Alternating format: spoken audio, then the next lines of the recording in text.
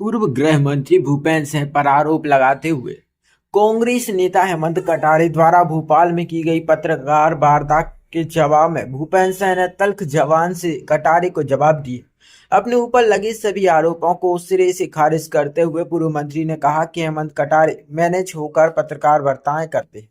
उसके कई उदाहरण हैं। भूपेंद्र सिंह ने कहा कि मेरे परिवहन मंत्री रहते हुए सौरभ शर्मा कभी भी मेरे विधानसभा क्षेत्र के चेक पोस्ट पर पदस्थ नहीं रहा।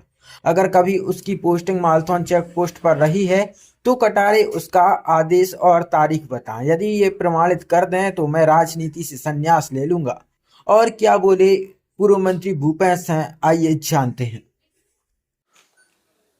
मुझे जानकारी मिली है कि कांग्रेस के विधायक हेमंत कटारे जी के द्वारा ये जो सौरभ शर्मा जो ये पूरा जो परिवहन का विषय जो सामने आया है और जो रेड हुई है और जो सौरभ शर्मा के यहाँ से जो भी सोना वगैरह या जो भी पकड़ा गया है, इस संबंध में हेमंत कटारे जी ने कहा है कि सौरभ शर्मा की नियुक्ति मेरे द्वारा हुई थी या मैंने अनुशंसा की थी, ये पूरी तरह से असत्य है।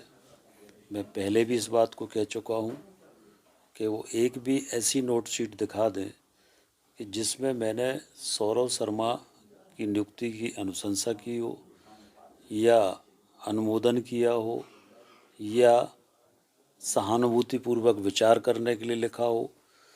मैंने कभी भी सौरभ शर्मा की ना नियुक्ति की अनुशंसा की। एक सामान्य रूप से मंत्रियों के पास आवेदन आते हैं तो विभाग को भेज देते, पर नियुक्ति का अधिकार भी परिवहन मंत्री को नहीं होता, ये आयुक्त ट्रांसपोर्ट कमिश्नर को होता है। तो मेरे द्वारा ना कोई अनुशंसा की गई, ना कोई सहानुभूतिपूर्वक विचार करने के लिए लिखा गया, ना मेरे द्वारा कोई आदेश किया गया। हम सब जानते हैं, पूरा प्रदेश जानता है कि हेमंत कटारे मैनेज होके पत्रकार वार्ता करते हैं या मैनेज होके आरोप लगाते हैं। ये कोई एक मामला नहीं है, ये लगभग इनका हर दिन का काम है। विधानसभा में अगर हम देखें तो विधानसभा में ये प्रश्न लगाते हैं, ध्यानाकर्षण लगाते हैं और उसके बाद फिर मैनेज होके उसी के पक्ष में पत्र लिखते हैं, उसी के समर्थन में पत्र लिखते, उसके बाद उस बारे में नहीं बोलते, उसके बाद उसकी कार्रवाई के बारे में कभी नहीं बोलते। इसी तरह से पूर्व में सुधीर शर्मा जी के ऊपर इन्होंने आरोप लगाए और फिर बाद में मैनेज होके और स्वयं ने कहा कि आरोप गलत थे। तो हेमंत कटारे जी, पूरा प्रदेश जानता है कि मैनेज होकर पत्रकार वार्ताएं करते हैं। जब इस मामले में ये जो रेड हुई है, जब सारी जांच एजेंसियां जांच कर रही हैं, इनकम टैक्स भी जांच कर रहा है, ईडी भी जांच कर रही है, लोकायुक्त भी जांच कर रहा है, जब सारी जांच एजेंसियां जांच कर रही है तो क्या पत्रकार वार्ता करके जांच एजेंसियों को प्रभावित करने का प्रयास है? क्या जो असली आरोपी है उनको बचाने का प्रयास है? क्या उनको बचाने के लिए ये सारा जो मामला है वो डाइवर्ट करने का प्रयास हो रहा है? पर मैंने पहले भी कहा और आज फिर कह रहा हूँ कि जांच में सत्यता आएगी और जो भी आरोपी हैं वो सारे आरोपी, उन पर कार्रवाई सरकार करेगी। जहाँ तक हेमंत कटारे जी का सवाल है, ये स्वयं 376 के आरोपी रहे हैं और 376 एक महिला पत्रकार की तरफ से ये केस रजिस्टर्ड हुआ था और उस केस में मुझे मालूम है कि उस एफएसएल के माध्यम से वो जो पॉजिटिव रिपोर्ट थी रेप की, उसको किस तरह से नेगेटिव किया गया, वो पूरी कहानी मुझे पता है। वो भी मैं सामने लाऊंगा कि कैसे वो नेगेटिव रिपोर्ट हुई। इसकी पुनः जांच के लिए भी मैं लिखूंगा और हेमंत कटारे जी की भोपाल में आज अनेक प्रॉपर्टी हैं, अनेक संपत्ति हैं, ये कहाँ से आई? हेमंत कटारे जी का जो ISBT पर पेट्रोल पंप है, उस पेट्रोल पंप के आजू बाजू में जो झुग्गी झोपड़ियाँ हैं, उन झुग्गी झोपड़ियों में इनके भाई योगेश कटारे के संरक्षण में गांजा बेचा जा रहा है, ब्राउन शुगर बेची जा रही है, तमाम तरह के नशीले पदार्थ बेचे जा रहे हैं। इनके खुद भाई के ऊपर, योगेश कटारे के ऊपर 35 आपराधिक प्रकरण हैं और ये चुनाव के समय भी भिंड में कैसे चुनाव जीते ये भी मुझे मालूम है। भोपाल से अपराधियों को ले जाकर बूथ कैप्चरिंग करके ये इन्होंने चुनाव जीता। तो वो पूरे समय भोपाल में रहकर और मैनेज होकर इसी तरह से लोगों पर आरोप लगाते हैं, पर मैं उनको मैनेज करने वाला नहीं हूँ। मेरा राजनीतिक जीवन खुली किताब की तरह है। और उन्होंने कहा कि सौरभ शर्मा की नियुक्ति मालथौन चेक पोस्ट पर मेरे समय में हुई थी। मेरे समय में सौरभ शर्मा की ना केवल मालथौन चेक पोस्ट, किसी भी चेक पोस्ट पर नियुक्ति नहीं हुई।